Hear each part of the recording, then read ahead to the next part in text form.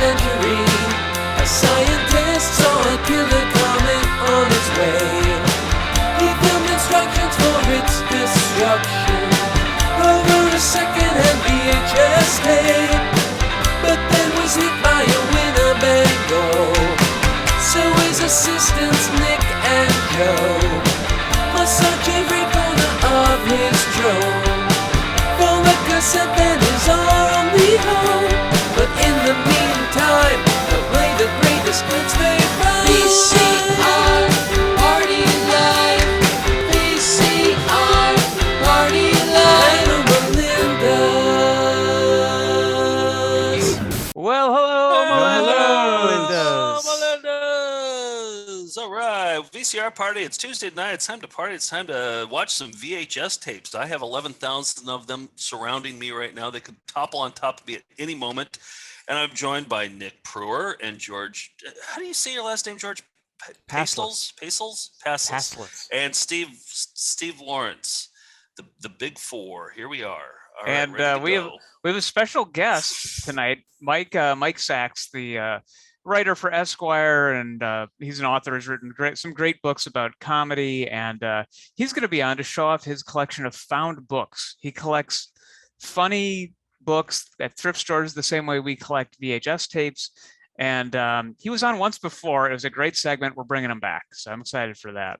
He's the book version of us, basically. He has some incredible stuff. It's a bottomless pit of just, I thought everything was fake when he'd show it to us. I'd be like, this has to be a joke. It's not at all. These are all real. So it's good stuff. Mike is Mr. Maryland. He's grew up in Maryland, just, I think, finds Maryland hilarious as well. And when I think of Maryland, I think of Heavy Metal Parking Lot, but I also think of the follow-up Heavy Metal Picnic, which was, I guess, an outdoor metal festival that they had the year prior, I want to say, or the year after. I don't know. I don't know the timeline of it. Jeff Krulik obtained this footage. He's one of the directors of Heavy Metal Parking Lot. So for today's Found Footage Festival Classic, I thought we could show some of that. I think the important thing to mention is that I think the guy who got it his name was Rudy, and he made it, he created it, but he got the equipment when he was working at CBS, and he stole all this CBS equipment. Most obviously, a microphone that says CBS on it. Yes, so, we should give him credit. Rudy Childs still lives in Maryland, big metal fan, and I think like he can't get in trouble for that now, right? Statute of limitations, that's a thing, right? Yeah, right. They can't get arrested by CBS. So here's a little bit of Heavy Metal Picnic. We're at the 3rd annual Rock Fest down in Potomac, Maryland, and we are rocking, buddies. Nobody can handle themselves. Nobody is in control because we are rocking, goddammit. This is the rock capital of the world, and we are doing it right. Tune back for later comments. Are you really with CBS? Fuck no, we stole this shit. Oh, cool.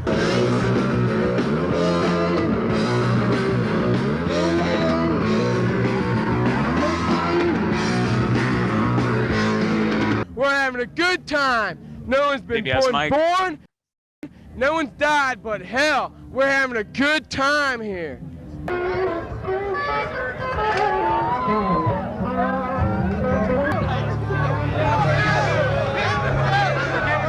Notre Dame Fighting Irish.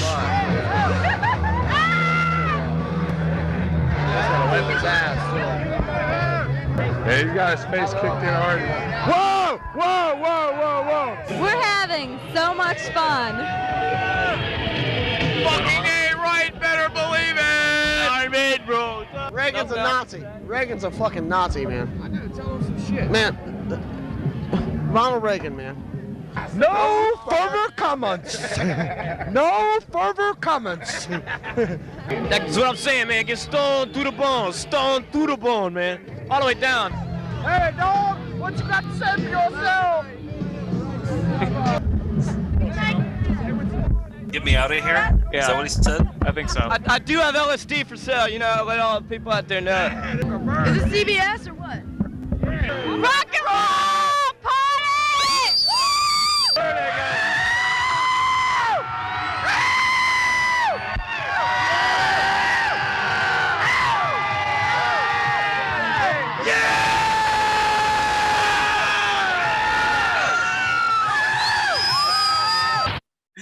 So I think that sets the stage pretty well for who our guest grew up around. Mike Sachs. So Maryland is the most terrifying place on the planet.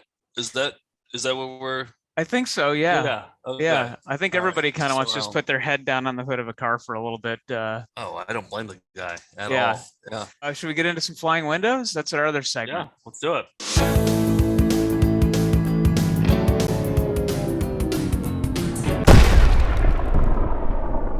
Riot at the Movies sent this one, and it's unusual. It's horror, and he did the pixelating for us because apparently there's some nudity in it. Some horror ladies. I kind of wish you. Yeah, I kind of wish you didn't do that though. I want to see the nudity, and I want you to have to pixelate it right later. The latter part especially. But I appreciate that. I'm more likely to show it. I just would have left this on the cutting room floor had he not done this. But he pixelated it. It's basically. It's called Architects of Fear, Splatter, and it was about how the people behind the horror movies, the special effects wizards, do that. And these flying windows are going to blow your mind.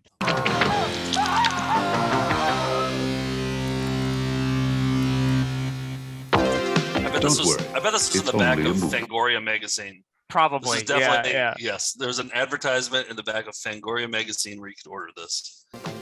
Did I say only? That word hardly begins look to at how do they're justice flying. to the wizardry of the special effects masters working behind They're bordered the scenes, too. creating images designed to chill the blood and shock the With senses. blood. You are Bordered about with to blood. be given a privileged glimpse into boo. the world No of the men and pixelation. women of the Thanks, movie's Riot at the special Movies. effects teams.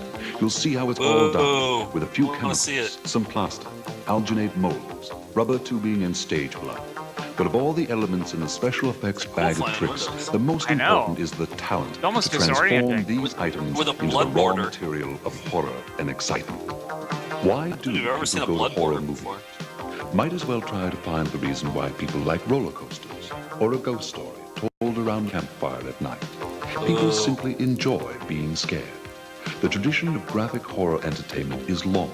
Even in 19th century Getting dizzy. France, the I theater know. the Grand I'm- Guignol delighted audiences with stage beheadings and various forms of torture and murder. All right, there it is. That is Architects of Fear. Some really, really phenomenal, wild flying windows. Well, more of a hovering, spinning window. Well, I guess technically flying though. Yeah, Right. yeah. It's flying in place. It's hovering. It's treading. Yeah. Okay. Yeah. So Right. thanks, Riot at the Movies. Some horror-based flying windows. Appreciate But next that. time, don't pixelate. Don't pixelate. I want to see this stuff and have Nick pixelate it later. If it's Joe's episode, don't pixelate. If it's mine, do pixelate. That's the rule I'd like going forward. Nixolate. Pixelate it. Nice. Let's jump into our special guest. We got a ravioli special guest with Mike Sachs, Vanity Fair and Esquire, and we chat with him about books and we show him videos. We talk Songer. He knows so much stuff about Songer. It's a great interview, and here he is, Mike Sachs. Come on, let's see your raviolis. Show us your raviolis. Show us your raviolis. Show us your raviolis. Show us your raviolis. Show us your raviolis. Show us your raviolis. Mike, thanks for doing the show. Hey, Mike. Love these guys. Love them. One of our favorite guests. You came on, I don't know, a year and a half ago. You showed off some books from your collection because, you know, you're a bit of a collector too, right? You've got a pretty decent collection of unintentionally funny books. I do. I mean, that's my main thing. And also, I used to collect more records, but I ran out of space. So right now, it's mostly just really interesting, esoteric, pop culture type books from the 60s, 70s, and 80s mostly. You probably can't move much because you collect like two of the heaviest things. Like you have to just stay in that. You're gonna haunt that place, right? You're gonna. Well, literally, that's the reason why we are not moving, because I'm too lit. We want to move into a bigger place, but at this point, we're just going to say we're saying 5 more years until our daughter graduates, and then we're out of here for good anyway. You'll break your back. Cool. I'm not doing it myself. I'm too old for that now. Oh, okay. All right. Well, I'm excited to see your collection. You want to kick things off? Show us a few. Yeah, I'm going to start with something very simple. This is also one of Andy Richter's favorite books. This is called Knife Throwing, a practical guide. Now, what I love is practical. It's the key word there. Here is the author. That's all you need to know right there. How beautiful is this guy? It's so fantastic. I wonder if he put out videos. I bet he did, or I bet he talked to some people about it. He was killed by a knife right in the forehead. Oh. Sorry. Yeah, live by the knife, die by the knife. You know, that's now. So let me ask you this: do you actually read these books? Like, do you? Have you? You do really? Like, I do read them. Yeah, cover to cover. A lot. You cover to cover. Yeah, I read a lot of books. I get books for free through work, so I never have to pay for books. I mean, these books I buy used, but I'm a big reader. I'm not much of a TV watcher anymore. I'm mostly reading. And are you a thrift store guy? Do you get a lot of these at thrift stores? Okay. Love them. I mean, wherever we go, I always make sure we go to a flea market or a thrift store. I mean, that to me is the only interesting place to shop. Going to a mall or a Barnes and Noble where you're going to find the same thing you would find anywhere else in the world does not interest me. Yeah, exactly. Well, yeah. What's another example? You got another one you can show us here? I do. This is called A Woman's Guide to Cleveland Men. This came out in 1982. And I want to show you some of these men, ladies. These are the authors, by the way. Look at these two guys.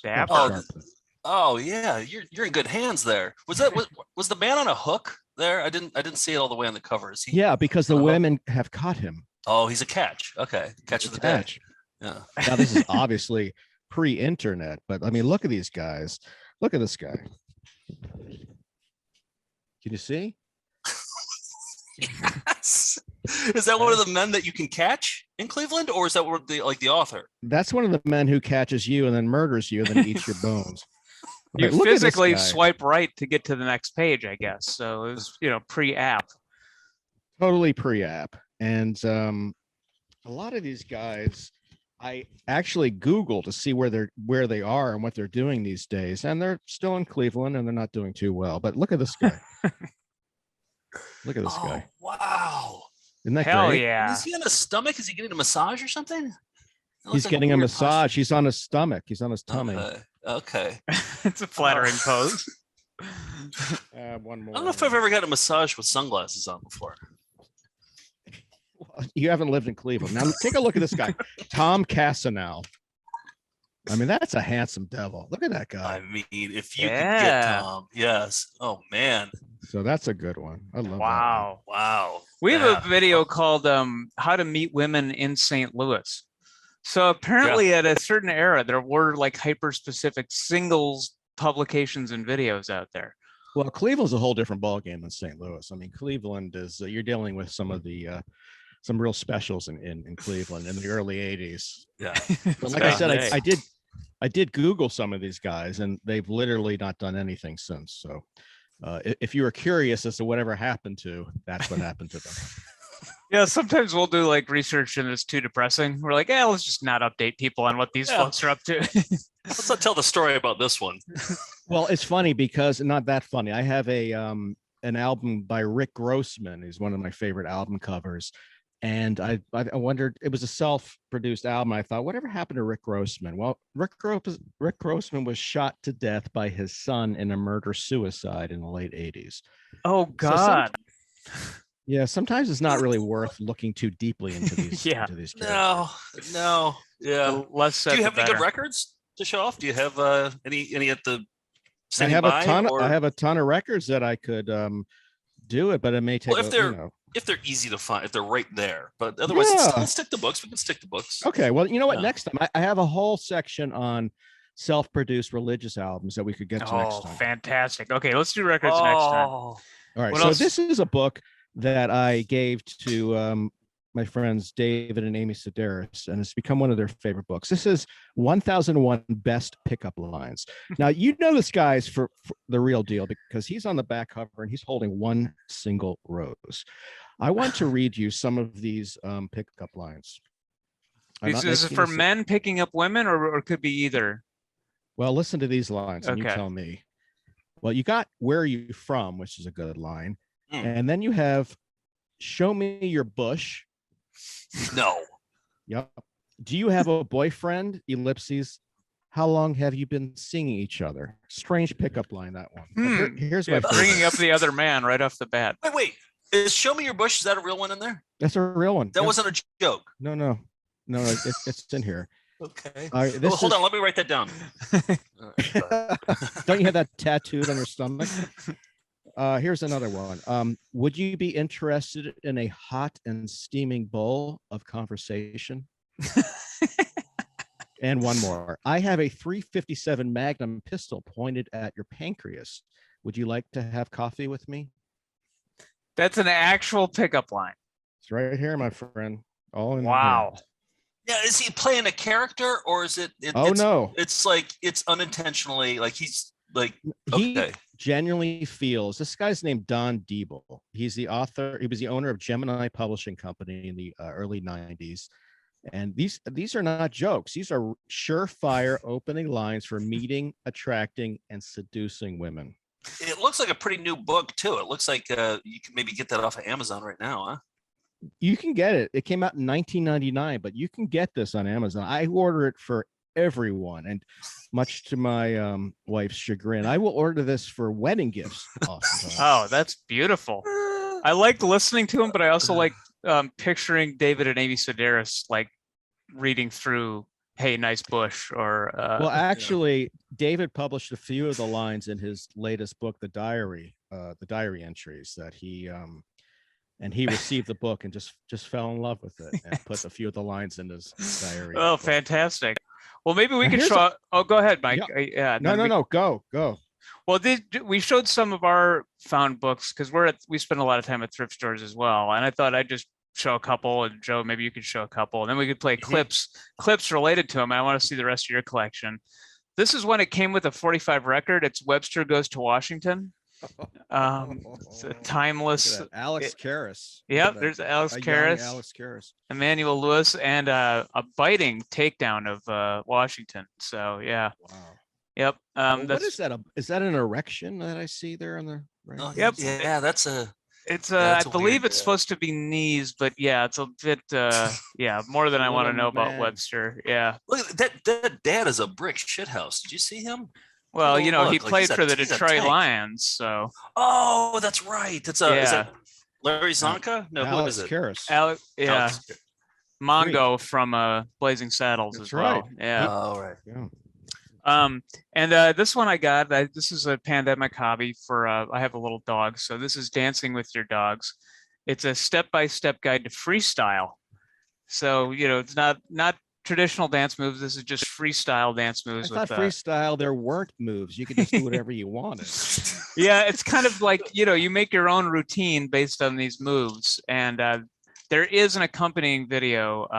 Which we've played recently, so I won't do that. And then this one I played. How many pages is that book, by the way, Nick? How many pages is that? Good question. It looked kind of thick. 128. 128. Nick, I love your dog. Can your dog dance with you? Can I see that? Marty, bring Marty out. Come on, come here. I love this dog. It's the sweetest dog. I'll bring him up. He's trying to get out, but I'll go grab him later. And we'll see if he can do some freestyle for you. And this one, I think I have this one. Yeah, and I think I showed this last time to Clown Ministry, and it turns out we have a video that goes along with this too by Floyd Schaefer. And I think I've played this in a previous show, but Mike, I don't know if you've seen it. So here's a little bit of the Clown Ministry. Please. Takes us. Clowns, clowns, and more clowns. I think they're funny. They're crazy, but they're kind of neat. They seem so free. I think I'd like to try it sometime. All those people are right. Clowns are funny, crazy, neat, and free to do all kinds of things we might not ordinarily do. Clowns offer God's love through the joy promised by Jesus Christ. Jesus must be so confused right now. Yeah. Hi, I'm Floyd Schaefer, and I'd like to invite you to join me in exploring the world of clown ministry. When you enter the nursing home, do not stand there with your group in a large cluster of clowns. Clowns can look rather intimidating if you see a lot of them in one place.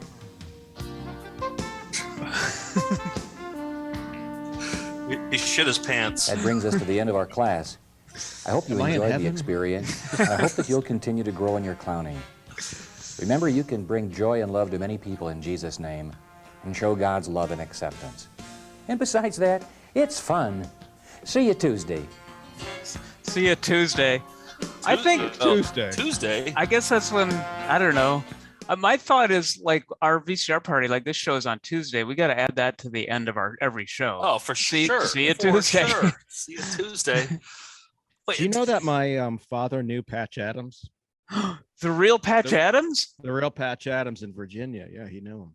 Wow. So you have a close personal connection to clowning. He did. My dad was a dentist and Patch Adams was a supposed doctor. And my father said, after the movie came out, I asked him about it because he had mentioned it in the past. I said, did you see the new movie? He goes, I wouldn't. I said, why? He goes, because Patch Adams was the biggest asshole. The movie didn't tackle that part. No, he didn't. And I asked my father, too, if he had ever stomped in a above ground plastic pool of spaghetti. Like Patch Adams did. And he had not. But my father had never a bad word to say about anyone except Patch Adams. I love that. Wait, how did he meet him? Was he on his deathbed or something? No, Patch Adams was there to cure him? My father had a dental practice in Northern Virginia, and his secretary named Mary had a husband who was sort of into new agey things, and across the years he got into a lot of different things, and at one point he got into the Patch Adams thing, and he introduced him to my father. Oh, okay. Total asshole. I want to know like what Patch Adams did to piss off your dad. Like, what did he? Do you know what it was? My father felt that he wasn't a real doctor and that he wasn't doing what was best for these poor children who had cancer. And let me ask you this: did he meet Patch Adams after the movie came out or before the movie? No, this was before. This was in okay. the 70s. Oh, think of after the movie came out. I bet he was an even bigger asshole. Don't you think? Patch Adams would sleep with everyone after the movie. No, he would, and he'd wear the nose. I'm Patch Adams. Nice bush, by the way. Joe, what you're a book collector as well. What do you got? I got some books here. So my buddy Rick sent me this one. He saw this in, you know how they have those like bins outside, like Toys for Tots and stuff. There was one. It was a bin called Books for Our Soldiers, and he didn't take a very good picture of it because it's kind of blurry. But like, take a look. Like, look what book somebody gave to the soldiers. Was Michael Bolton's The Soul of It All. Somebody decided to give that. Yeah, so somebody's in the trenches. Somebody's in a foxhole right now. Thank you for your service. This is a Michael Bolton book. So that was nice. This is not his first book. I mean, he has a number of books, doesn't he? Does he really? I think so. Yeah. Oh man. We have a book called Michael Bolton's Winning Softball, where it's all about his him playing. I took a photo of that when I visited. Yeah, the office. Softball tip. Okay, so my niece, she's 6 years old, and she loves reading. She's a great reader, but we can't figure out what her genre is, like what she's into, like as far as books go, and we don't know if she's like being ironic when she gets these books, or if she like. Well, here's one of them. It's Fluffy and Charlie Visit Granny, and this is like a baby book, and she's 6, and she's like and this is one of those books where it's photos of people and then they write stuff below it, which is always a little bit weird, like I like, you're used to the illustrations of Fluffy and Charlie, not photos of. Wait a second. them. That's my next book. It's photos with things. Oh, really? It's exactly my next book. Oh, you're doing a Fluffy and Charlie. I'm doing a Fluffy and Charlie. you can barely see Charlie. Charlie's like part of the couch. Yeah. It's just camouflage. No, the other thing is it's not very good photography throughout the book. Very bad. Yeah, I think they use like one of those disposable cameras. Does Granny know she's a part of the book? Was she? She had no idea the whole time. No, she had no idea. Completely oblivious. Here's another one. Charlie goes to school. So I don't know what happened to Fluffy. I'm a little bit concerned, but it's another one. So then, okay, so she's really into these, I think, because she likes the dogs, probably. But then I think it was 2 weeks ago, my brother sent me another photo. She brought this home from the library. It's a book called Weapons of World War II. She's so adorable. What are you doing with this book? And he said that she sat quietly on the couch and just kind of like paged through and like learned about howitzers. You know what she would love is a Ukrainian book of war. Yeah. I'll get that for Christmas next This year. poor girl has no idea what she's looking at. She's probably just looking at the airplanes. Well, yeah, I don't know. Here's another one that Nick and I discovered while watching a video about, what is that called? It's not Y2K preparedness, wasn't it? It's called it's like apocalypse people who like disaster prepared. Doomsday preppers. Doomsday preppers. Doomsday right. preppers. Yeah. So this is a doomsday prepper book that we saw in there, but we like the title, so we ordered it, called "Don't Get Caught with Your Pantry Down." And it's like yellow pages. It's like, and it's all like all the things to prepare for. God, look at that. Doomsday. It's probably going for $40. I don't know, Nick. You bought it. What was it? Do you remember? I think it was more like 10, but yeah, it was a deeper cut Doomsday prep. And who sells a used Doomsday book? Well, also, this is not evergreen. None of these companies are still in business. There's no way that these like AAA bomb shelter, that sort of thing. Yeah, exactly. Food tubs, Right. things like that. Yeah. We saw that advertised in the video. We just knew we had to have it. Yeah. Can we see 3 more of yours? Of course. Right. All right. So this is my favorite book.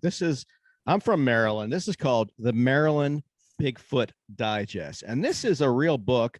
This is not a joke book. This is about Bigfoot sightings in Maryland. And let me read a few for you. He's mostly known to the Pacific Northwest, places like that. Why? It's always around strip malls. All right, this is one. February 6, 1981. Michael Green allegedly saw a 7-foot tall Bigfoot type creature eating discarded fish out of a dumpster behind the Woodshed restaurant on Federal Hill Road. The sighting took place during the early morning hours while Mr. Green was on his way to work. He observed the creature for more than 10 minutes. He then went to work. Is that really the last? What an eventful day. He then went to work. All right, this is my favorite. All right, so this takes place in Baltimore. 1973 July. From the front porch of her home, an unidentified grandmother watched 2 creatures walk through Leakin Park. She described one of the creatures as shaggy and grisly and looking like death on crackers. All right, here's my question. You can't make that up. How long do you think Bigfoot will last in East Baltimore? 5 minutes? 10 minutes? No, yeah. And what, he watched him eat fish for 10 minutes too, right? Behind a dumpster, for God's sakes. All right, this is pre-internet. When you wanted to masturbate, wasn't that easy back then. I can tell you firsthand. No. And this book is called Movie Stars in Bathtubs. Now, I'm listening. women, okay. The women are gorgeous. The women, you have Marilyn Monroe. Look at these shots. This is Sophia Loren. Gorgeous women. Okay, now you get to the men. All right. You start off with Eddie Bracken. Fully clothed in the shower. Drink it in, ladies. Then you have Peter Sellers in brown face in The Party, also fully clothed within a bubble party. Remember that movie, The Party? Yeah, I think is it a Blake Edwards? I think. Yeah, it is Blake Edwards. Yeah. Yes, exactly.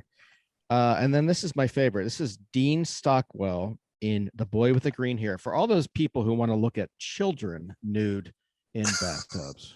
Good God. Oh, no. Wait a second. So was this book, did they pose for the book or did they find those photos of them? Okay. Some guy put together stills, and I don't know where he got them, by Jack Scagnetti. And this is through a real publisher, but he found stills. This is 1975 of celebrities partly nude in the bathtub or the shower. That title's going to move some copies, though, isn't it? I bet he actually did well with that. Well, I bought it. Yeah, exactly. All right. This is a book called Night Moves. And this book is a collection of, it's all about Bob Seger's song Night Moves. But the entirety of the book is YouTube comments from Bob Seger, the song Night Moves. All right. That's so brilliant. Isn't that amazing? So this is one, most of them are like, oh, I met my wife to this song. This is our wedding dance. This is one that I love. Anybody, 2 words, know what happened to Nancy Johnson, who grew up by Mounds Park, graduated from Harding in 1970? And the answer, bitch died, ass cancer, terrible experience. YouTube. Internet is such a wonderful wow, poor I guy, want that book. That was a great book. I mean, I'm ordering has, that. I don't know if you can still get it, but but literally the author will print everything like comment removed, author withheld. So even beyond the memories of Night Moves by Bob Seger, you had everything that was printed. Wow. I mean, that is a record in time, and it's in print. You read that in the bathroom instead of, on the internet. I think that's great. Do you look at YouTube videos while you're on the groaner? The groaner? On the groaner? Is that a toilet? Is that what they call it in Maryland? Yeah. Oh, I love that name for a bathroom. I'm calling it a groaner from now on. Is it really a Maryland term? I don't know. That's what I grew up hearing from friends. I mean, these were white trash guys. I don't know if it is a Maryland term, but it was always Let's call it a Maryland term. I don't know whether to call this episode "On the Groaner" or "Death on Crackers." They're both right. Or can I see your bush on the groaner? Yeah. Yeah, that could work too. Those are all going to get clicks. I got a couple more books to show, and then Joe, you got some more too. This is another one. This is Puppets Go to Church. I don't know. Have you seen this one, Mike? Puppets Go to Church. This is no. Just the scale of this. Imagine if you're in this church and then you saw this from outside of the steeple. It would be absolutely terrifying. Yeah, that's not God right there. Yeah, these are like routines you can do with your puppets in church. This is a book from the 50s about crafting ideas for teenagers. It's called Gay Teen Ideas. So there's a point in time at which gay started to mean something else, but at this time it was, meant something different. So these are just some gay teen ideas. She and the dog have the exact same expression, by the way.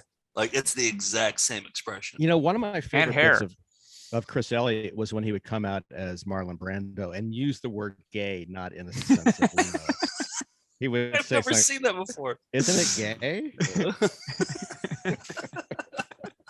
The AMA actually is endorsing this? No, but we're going to say that so we can sell them real quick. Real hot. Yeah, good. Isn't it gay? Yeah.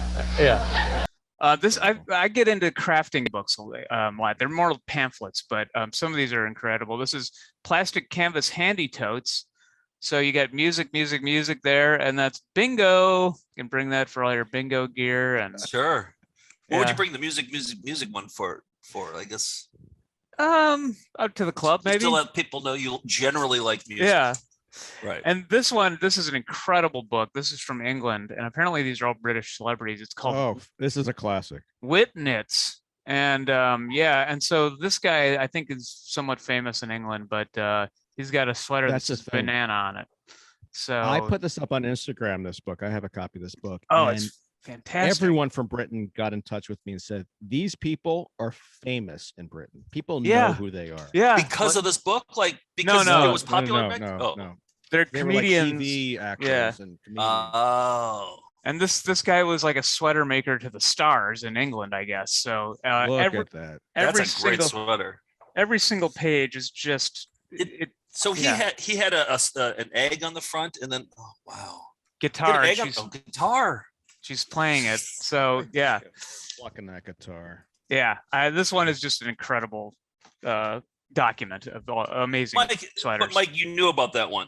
Oh yeah, I have that. Oh, okay. I like this. I thought I had it. I thought I had one for you, but yeah.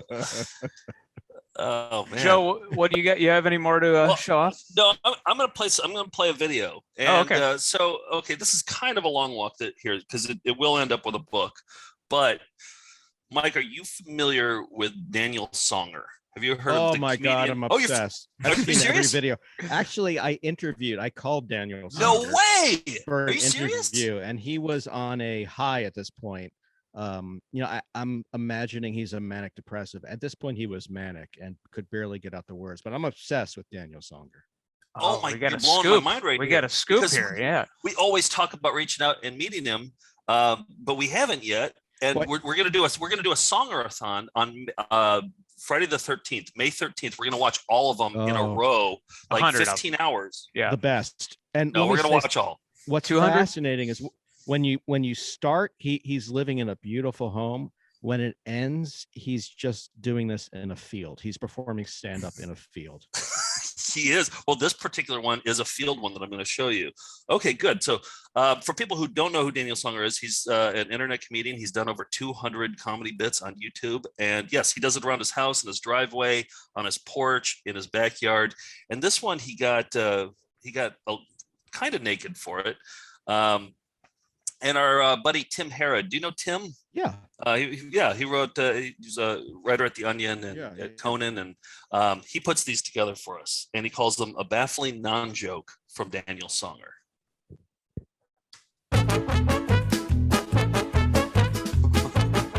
Hey, what do you call a man who's been married for 50 years?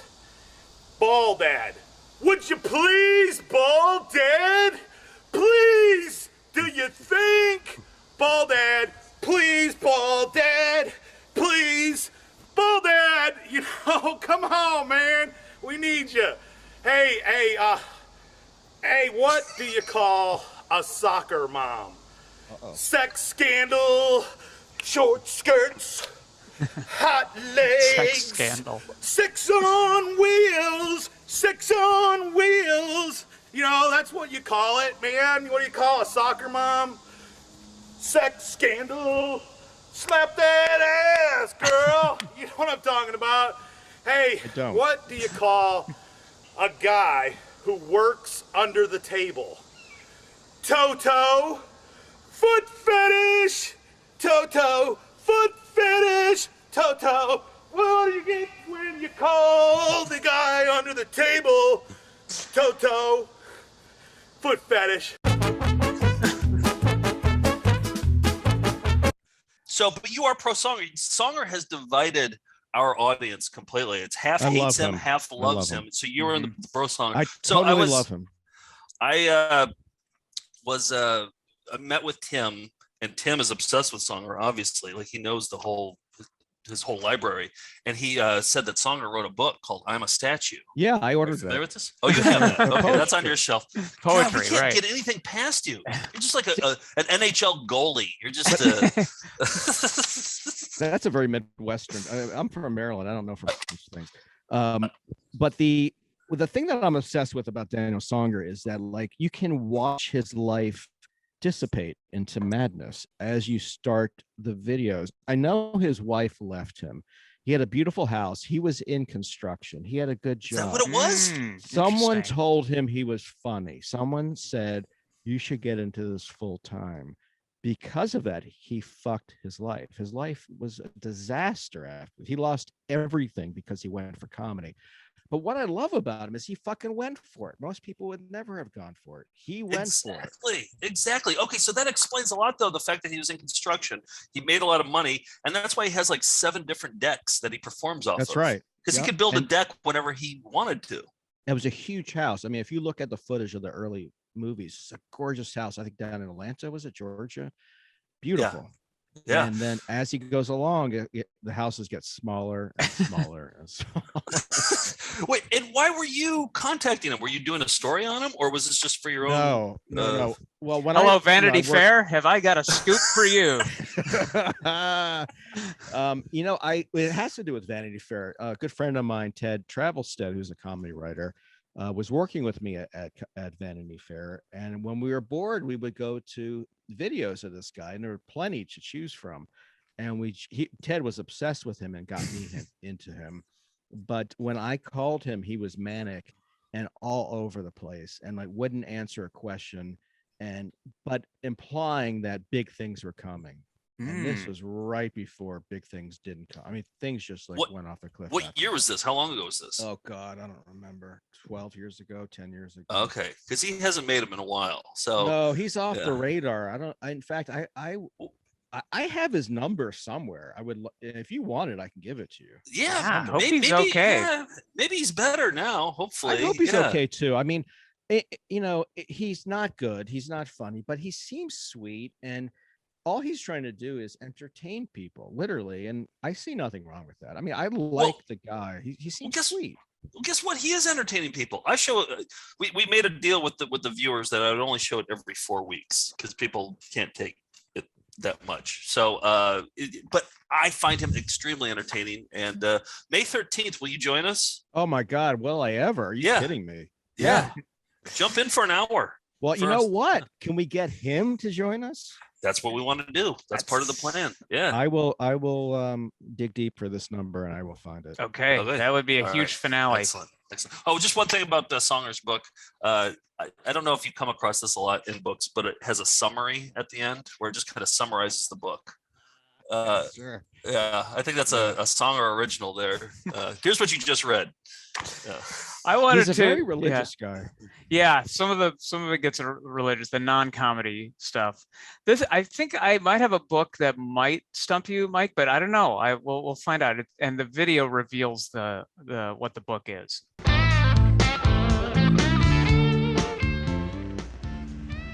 Hello, my name is Gary Griffin. I'm a medical researcher and an author. I've written 11 books on the subject of male sexuality, and you may have heard of some of them. 11. One is called Penis Enlargement Methods, Fact and Fallacy. We have the Condom Encyclopedia, and one of the popular ones is called the Vacuum Pumper's Handbook. We're going to talk a little bit about this exercise today because we have a new product here I want to tell you about that I'm very excited about.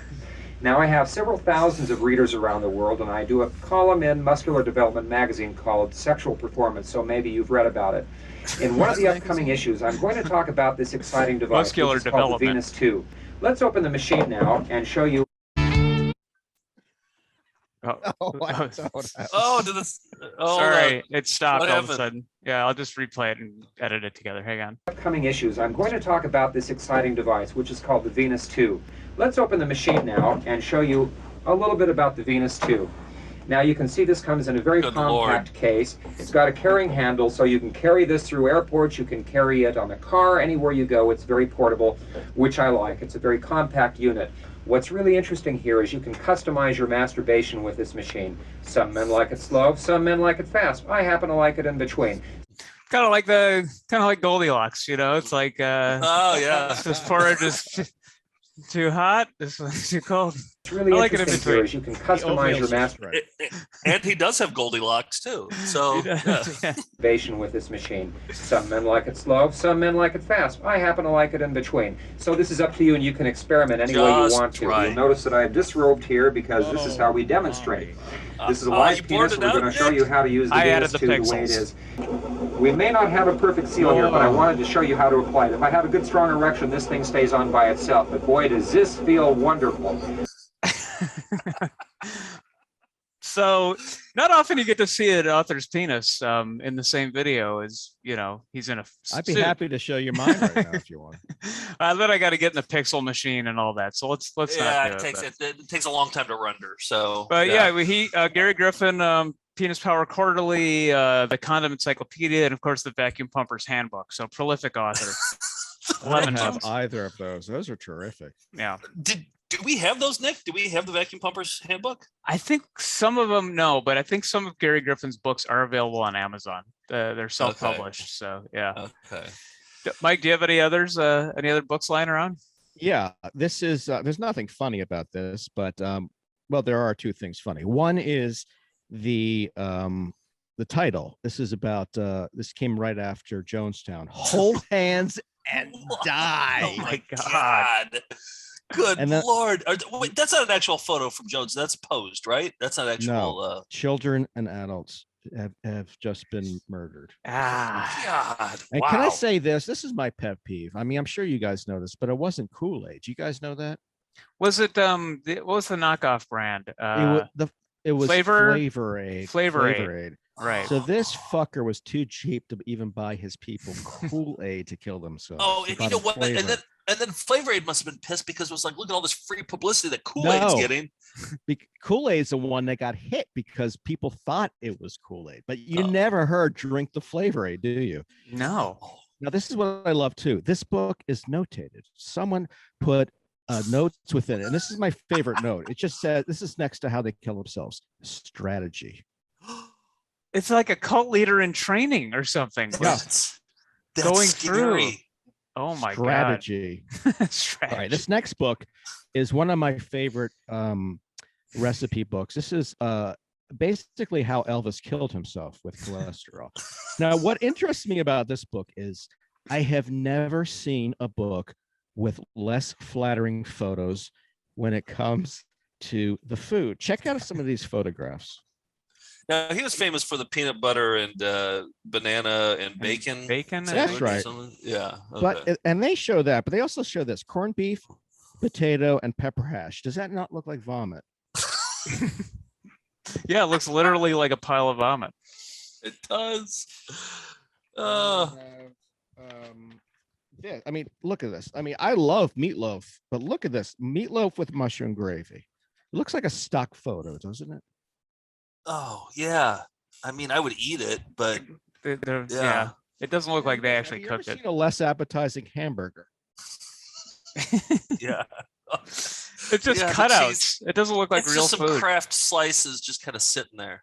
All right, this is the quick round. I have three that I want to show you real quick. Great. One is about the people who live in the middle of the earth, the under people. This came out in 1969, and I didn't know if you know this, but there is a group of people sort of like Middle Earth, but they live within our molten core of Earth. It's called the under people: the startling discovery of a lost world. Cool. This one is getting even with the answering machine, and he gives you suggestions where if you call an answering machine and you receive a message, this is how you get back at them. I just want to read to you too. That's unusually specific. That's one of our most favorite genres of Yeah. all. Here's one suggestion. Hello, this is the apartment manager. Due to numerous complaints from your neighbors, I'm going to have to ask you to put shock absorbers on your bed. Click. Click. And he has click written out for you. So you have the book handy by the phone. When do you make a phone call to That's read right. that? Okay. All right. Here's another one. This is something you can leave on the message machine. Just wondering, back in the days of the Roman Empire, do you think a kid ever said to his father, "Dad, can I borrow the chariot?" Click. This is a book I found in my father's retirement home down in Florida just before he passed away. And you stole it. And you were like, I'm taking this. Yeah. Yes. You stole it from the retirement home. You stole that book from a retirement home. Yes, I did. Now, okay. this book is fascinating. This is a book written by Steve Martin's friend who worked with him in Disney when he worked in the magic shop. I have that book actually. Yeah. It is fascinating because it is the most bizarre, awful, comedic biography I've ever read. Not only did this guy write a very poorly written book, but he drew photos of Steve Martin. Oh man, he's cashed in. What year was this? Was this after his stand-up run or like recently? It's recent, I think. It was like in the 2010 or something like that. That's right. It was more recent. And the fact that Steve Martin never gives blurbs, or very rarely, unless it's like a New York writer. But I guess he was forced to give a blurb to this guy.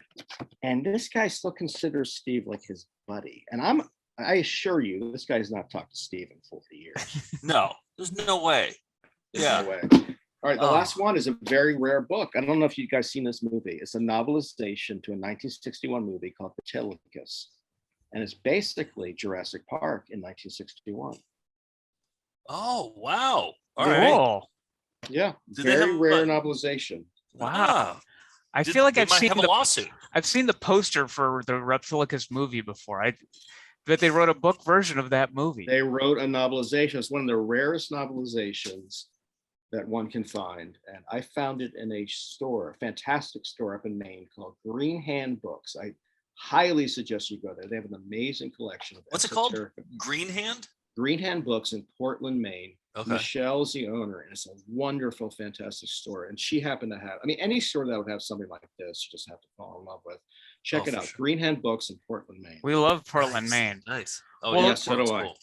Let's talk about your new book. This is called Passing on the Right.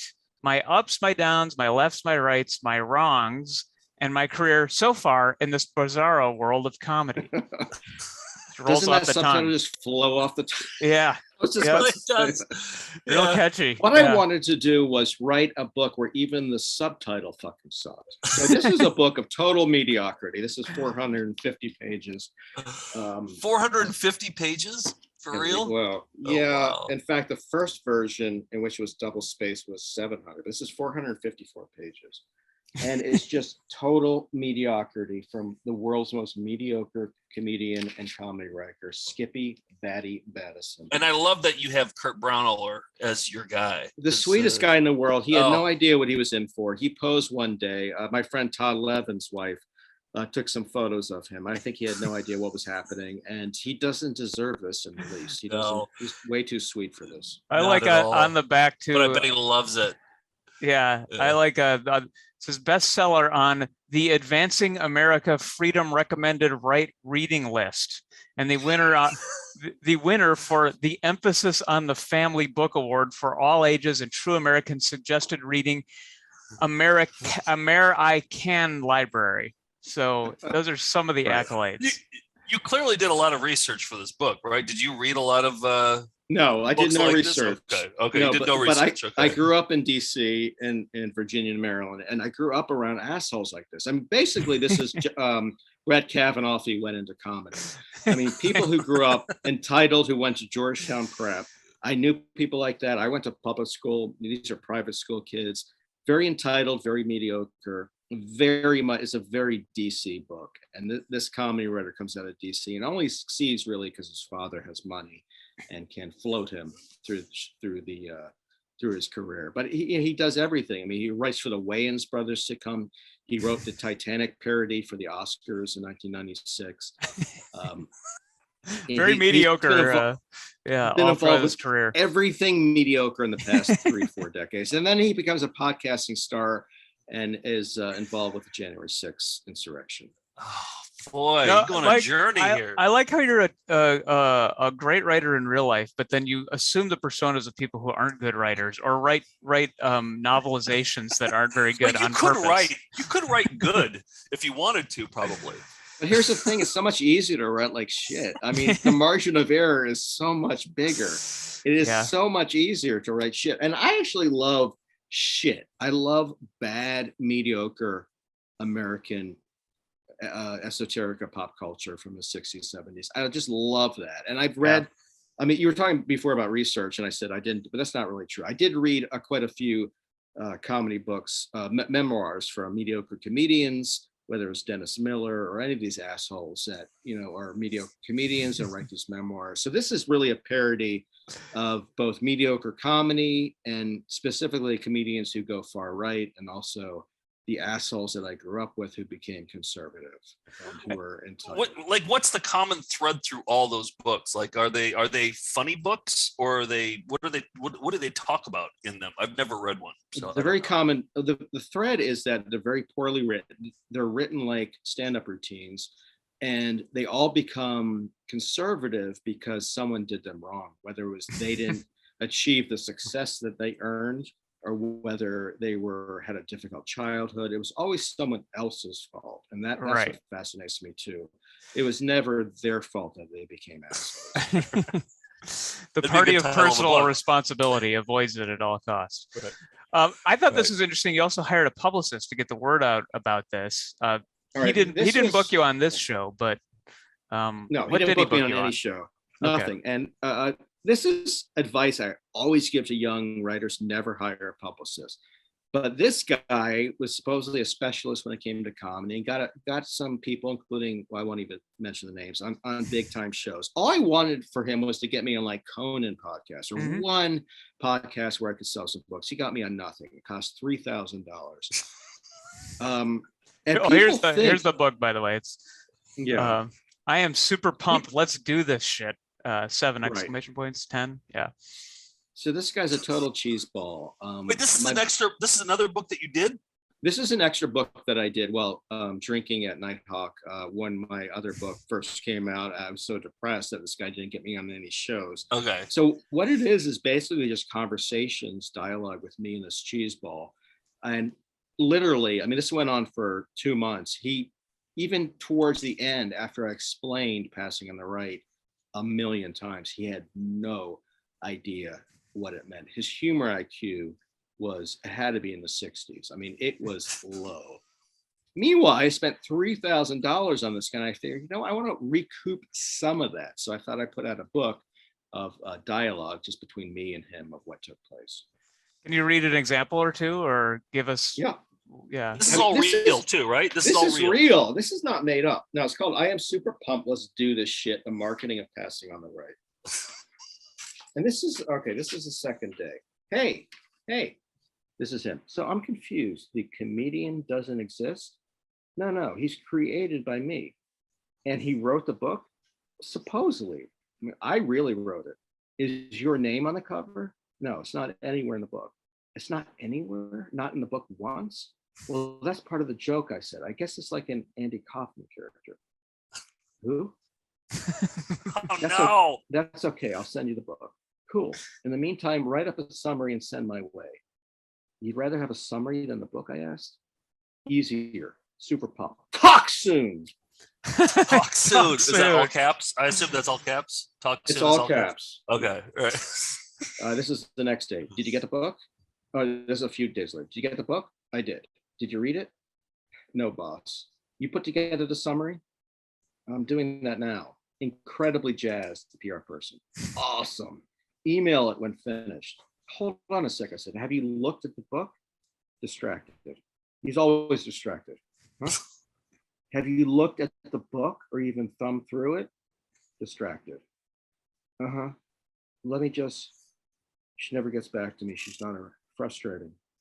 Promises the world, but when it comes to follow, it just doesn't happen. Hate this. It's called being a professional. I don't have time. I promise you, but sometimes there we go. Sent. Focusing again. Okay, Choof. Awesome. Talk soon.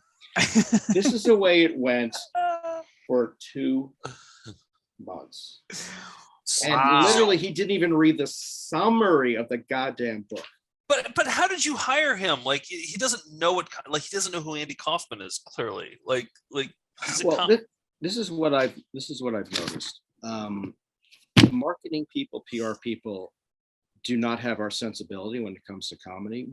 And actually that would go for editors, agents, producers. They don't know what we like. They don't know Mr. Show. They don't like Andy Kaufman. They don't like Army Man. They don't know from that stuff. What they like is 3.5 or 2.5 Men. I mean, that's what they like. That's what they know. So it's a very mainstream sensibility.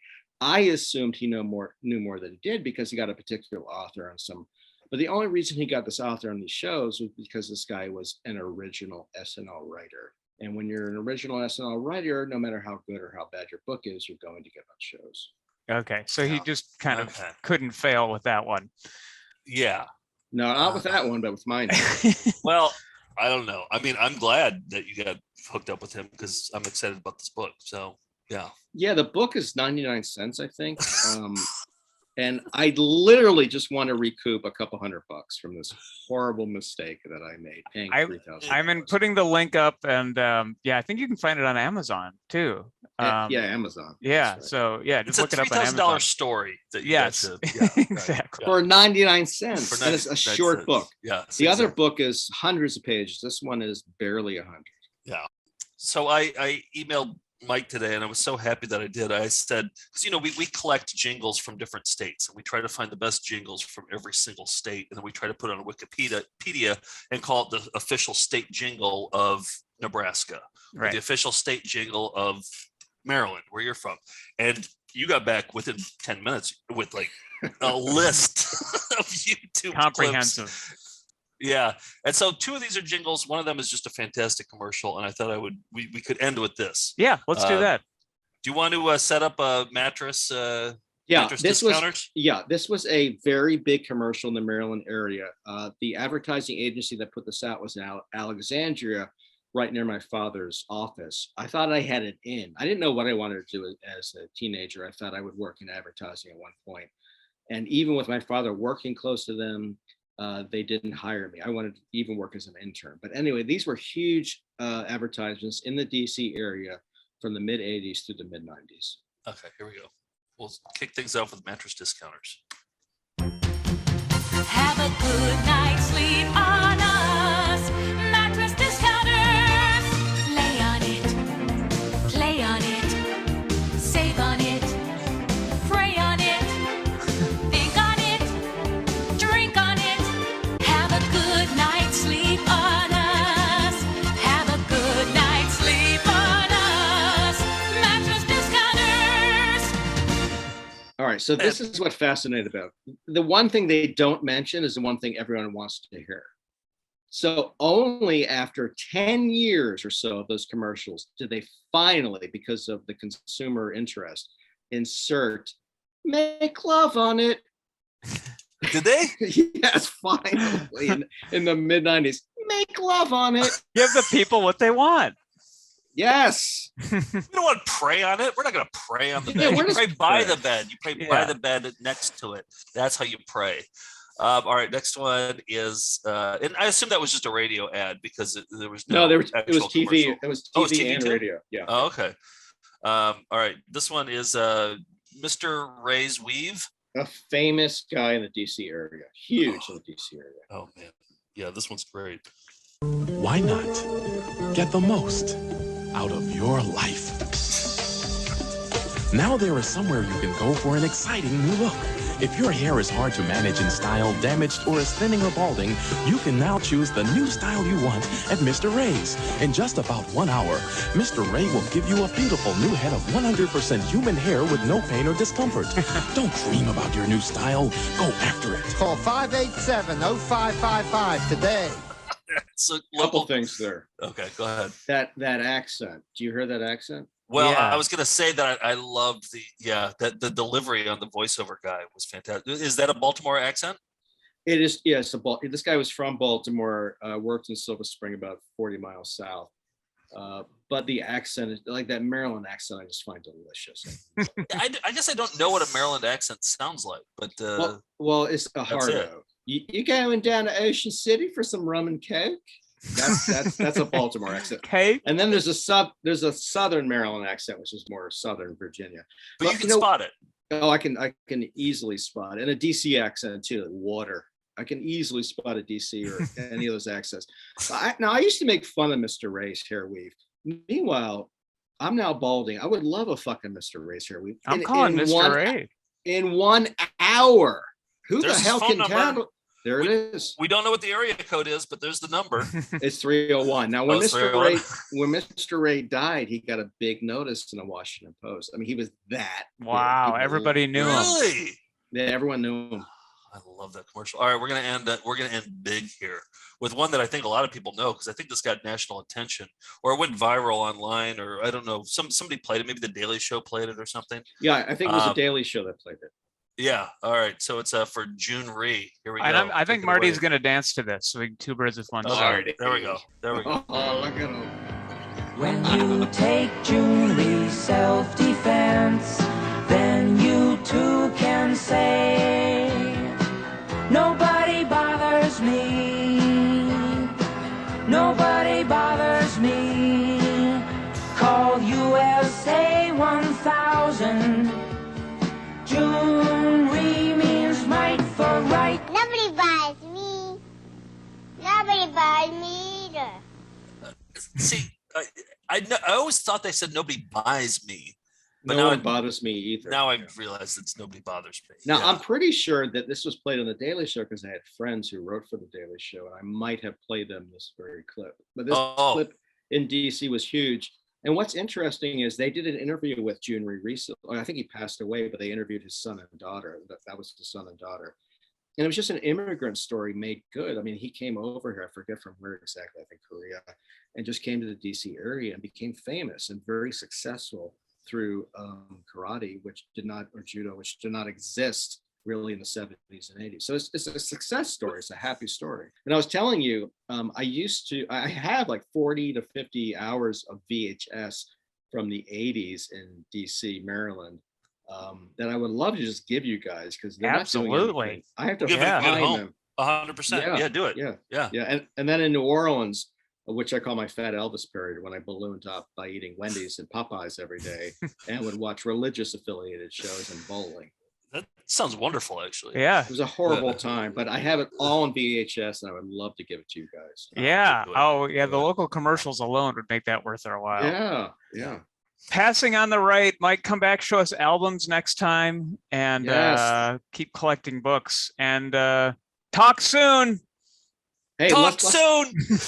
Friday the 13th. Well, I'll see you soon. I want to be on the show. See you then. Talk soon, Yeah. all caps. All right. I love you guys. Thank you so much. This is Thanks, so Mike. Thanks, Mike. Shows your ravioli's. Shows your ravioli's. One of my favorite guests. Always love having Mike Sachs on, and can't wait for him to join us on the Songerathon on Friday, May 13th. It's gonna be a good one. So George, Steve, he's actually talked to Songer before on the phone. He's going to join us for this thing. He has his phone number. He's going to give it to us. So we're actually going to meet Songer, hopefully. Fingers I don't know. crossed. We'll see what happens. And by the way, he loves Songer. He loves Songer. He's watched most of his stuff. When I brought it up, I didn't think that he would know about Songer. And he was just like, oh, yeah, I'm very familiar with Daniel Songer. So what? I didn't think that would. Yeah. So that was cool. Did he do more than what he did? Did he just do it in 1 minute increments of like 1 minute of Songers, like thousands of time, or did he just watch like a whole Songer clip in a row and then just keep doing it? I think that he has, like, he reads these books, like, ironically, like, he has patience. This guy, Mike has patience. So, like, yeah, I think that he watched all of them in their entirety because he really knew everything about them. So, yeah, he's got the stamina, I think, to go the distance on the Songerathon. So. And then we'll have Tim there. It's going to be the best. The Songerathon, and you only want to do 100 episodes. I want to do all of them. Let's just do all 200. That's like 30 hours. So I don't know if you're prepared for that. I did the math on it. Yeah. I'm ready. Yeah. I'm tapping out after 12, but feel free to keep going. I will set up the Twitch for you and just leave it running. All the way. All right. Yes. I think we can get 2 years out of it if we divide it up. That's my thought. But so we went along with Mike, so I don't think that let's do you guys, can I just show you guys some cyber videos? I'm excited about them this week. Yeah, let's see some IMGs. All right. Or yeah, that's what I meant to say. IMGs. Nick logged that mistake. Yeah. Chicken shit. Electronic video transmission uploaded with no intention. Harvested semi-ethically. Welcome to IMG. So sometimes what I do, like on a weekend or something, we have this database. It's an Excel spreadsheet that Ian, my IMG assistant, puts together and puts all the IMGs into this. And I'll just scroll through and I'll just like look for funny titles and stuff. And I came across a bunch of funny titles, and they were all from Megan. And Megan is an expert harvester of IMGs. She's so good. And so this block of IMGs is all curated by Megan. So thank you, Megan. Here we go. Let's kick off with IMG 0866. Megan said, awkward safety vest model with an incongruous soundtrack. Here we go. I love incongruous soundtracks.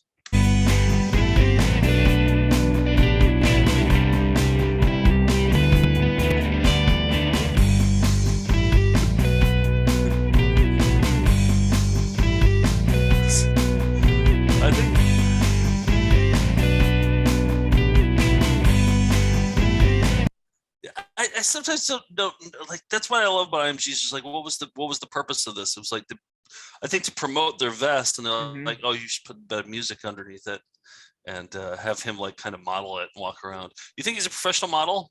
Do you think Seems he knows? like it? Yeah, he has all the poses down. Yeah, he's got that look of indifference that all runway models have.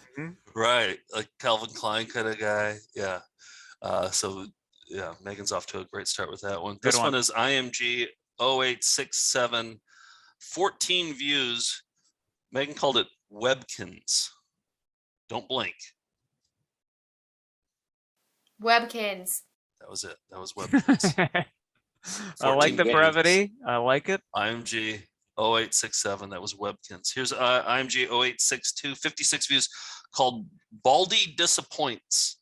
Baldy Disappoints.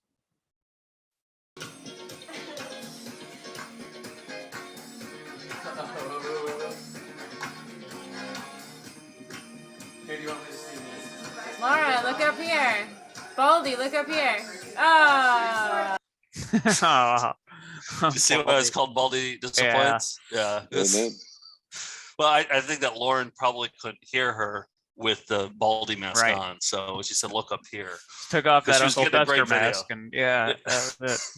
She's getting a great video there, and she wanted to make it even better. So, IMG 0861 10 views.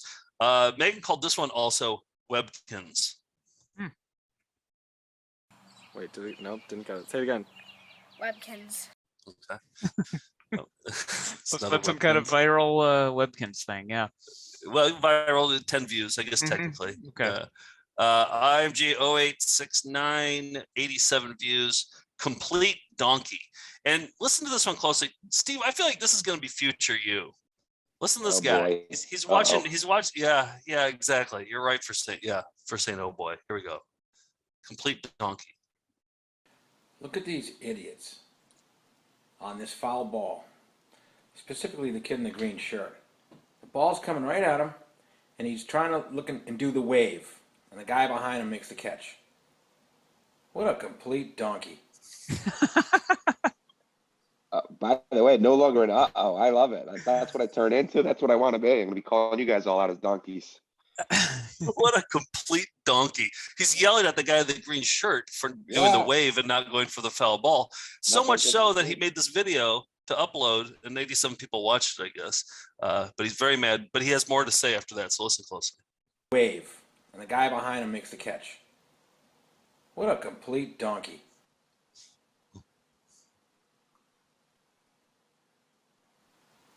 Tremendous grab.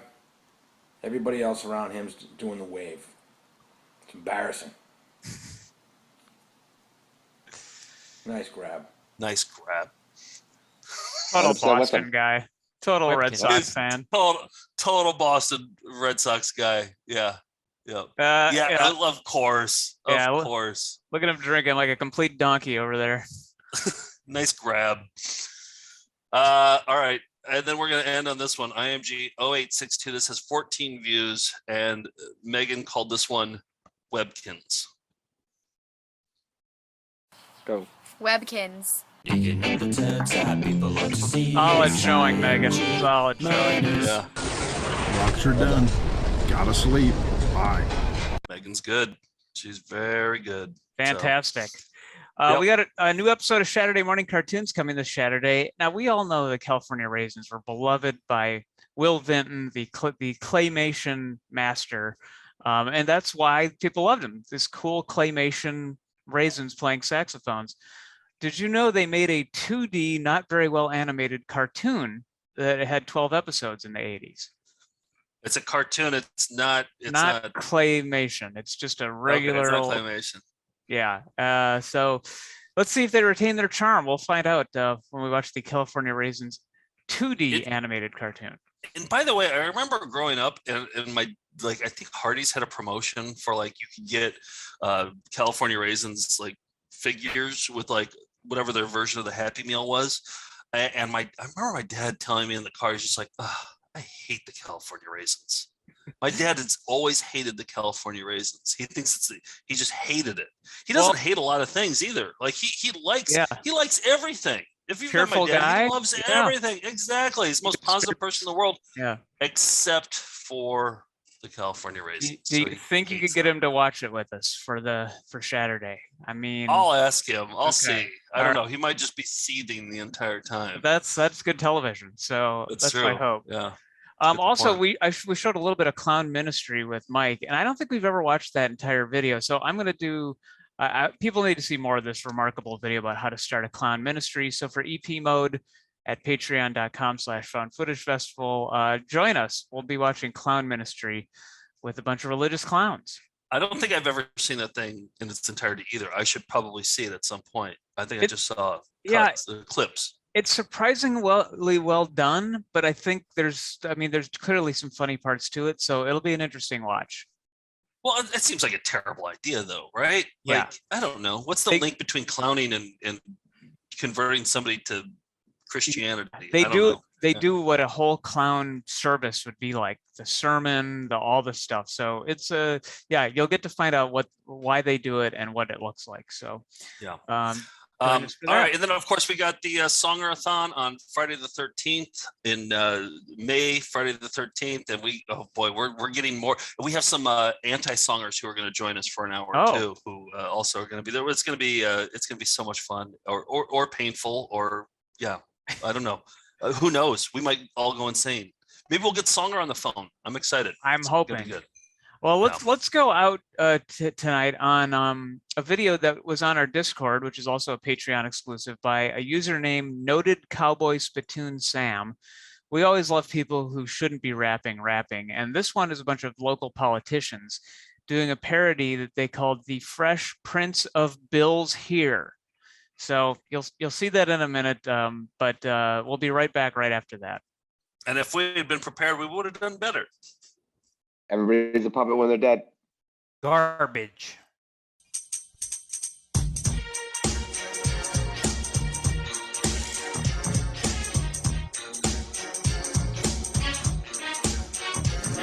Now, this is a story all about how our bills get flipped into a law. I'd like to take a minute and just sit right there. I'll tell you how a bill becomes law and this our chain bag.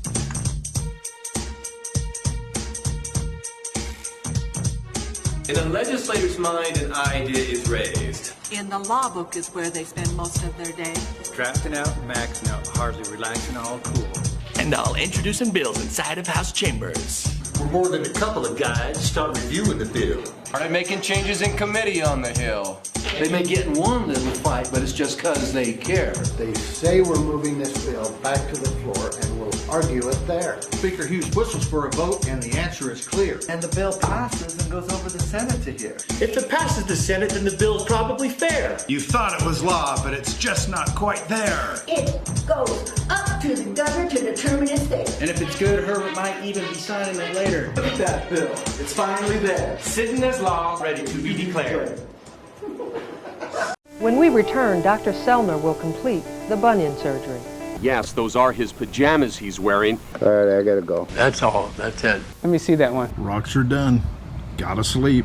Bye. That's it. That it done. We did our best. If we'd been prepared, we could have done better. What do you think about Bibra? About what? Mine not there for yuck anymore. Ooh. That's all I'm doing. Sure, Yodel. Tinkerbell! We'll be right back right after that. And Kurt Polstead, the real great guy. Nice. Goodbye. See you later. Have a good day. See you Tuesday. Jim's Coins in Hilldale.